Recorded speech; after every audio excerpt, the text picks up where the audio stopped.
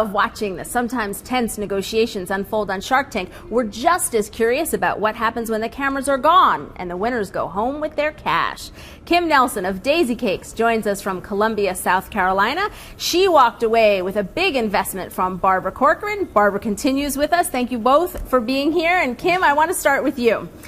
You make these unbelievable homemade cakes from an old family recipe, and I'm curious when you realized that those recipes could actually turn into a real business.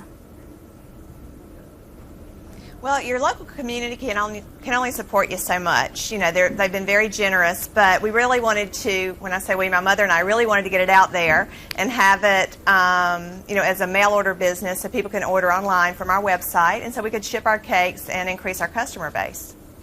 And as soon as you did that, you realized people will order online. This isn't just limited to the people in my neighborhood who know me well. People who don't even know me will buy from me.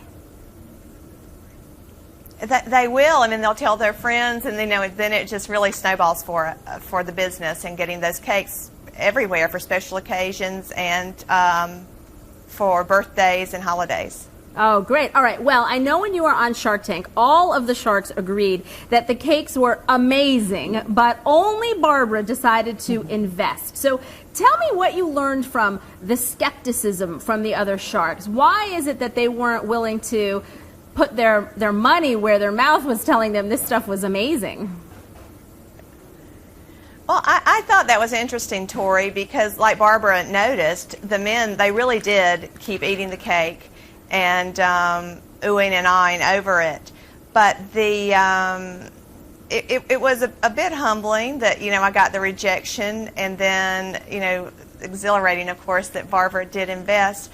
But, you know, that she saw potential, whereas they saw us as the men saw my mother and me as a small business, and we just needed to keep doing what we were doing, and that wasn't our plan. We wanted to grow the business and make it big, and that's thanks to Barbara, that's what's happening. That's right. Well, so it turned out to be a good thing that those guys passed, because you got the winner with Barbara. Why did you say yes? Why were you the lone shark sitting there saying yes? I saw a woman who really believed in what she was doing. I saw a committed family that was willing to help her out.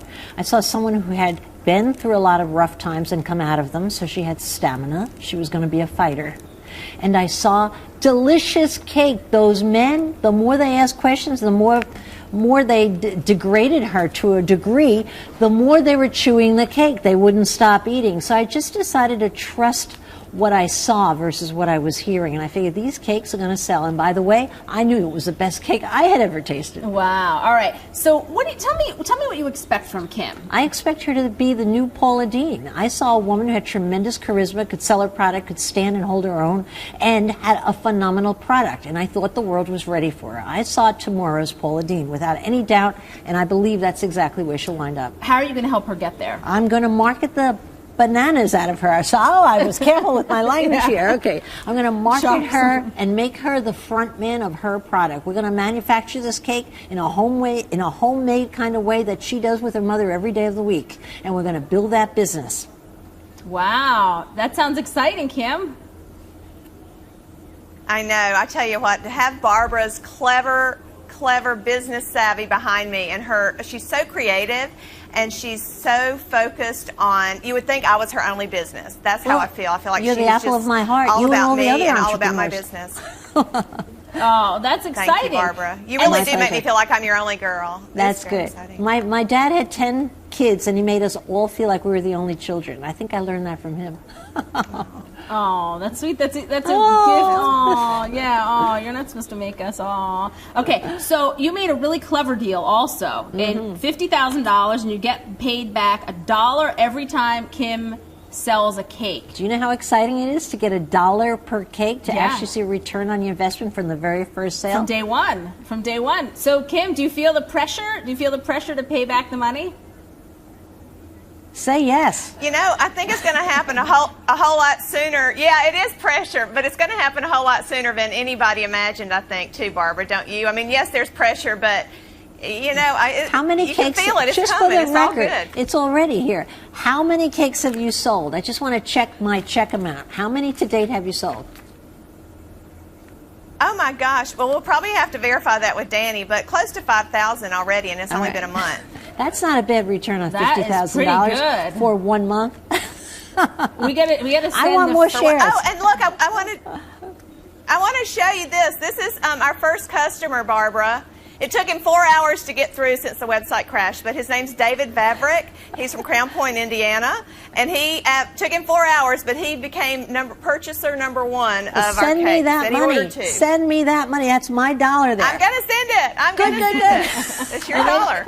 And then you guys will take a picture of the check with the date on it and send it to those guys who passed and say, yeah. look what could have been yours, right? You rub it in One their whole face a little dollar. bit. So the last Exactly. question, I would love to ask you, Barbara. So I know that in Kim's case, she knew that she had more than just this family recipe when she put it online and saw that other people besides those who knew her would buy it. What are some of the other things that someone could do if they think that, maybe I've got this family recipe or maybe I'm really creative at something? How do I know that I could actually turn this thing into a business? I think much like Kim and her mother, I think you have to test drive it. You have to prove that you can sell it. If you have your local people buying it, you might have the potential to sell it online, to take it from there. Certainly, she outgrew her local market, and so it was ready to go without any doubt. Oh, all right. Well, now I'm hoping that everybody's going to want to taste this cake. I love right? DaisyCakes.com. Come on, you're supposed to be helping us sell this Believe stuff. me, we're going to sell it. We're going to put it up on the screen. We're going to do everything. So, Good. Kim, thank you so much for joining us.